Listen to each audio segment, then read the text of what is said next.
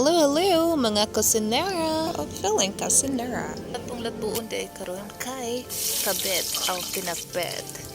Iginit sa mantika ilunod ang ahos, bumbay ug kanang hipon. Giuna nako ang hipon kay para magpuwa na siya ug pampawapod sa iyahang kalansi. Gibutangan ako kamatis ug naibong mo guys ni gibutangan lagi na niya. Oh, ay pagbuot ako maning sudan. Gibutangan daw yung sibuyas daonan. Luya ang pahumot. Og mao ni ang nakadala sa atong sudan karon which is ang veggies. Dili na matawag pinakbit kung wala pud na ang veggies. Ni wala man ta probinsya guys, makan-count ta veggies kay adto sa syudad guys. Pati kaon pero yung atong sudan. Butang nga natog sili. Di kay ko pa na ni sili no, pero lamay man di eh. Butang natog asin, asukal, tayo pepper. Dagan kaya akong pepper diya guys.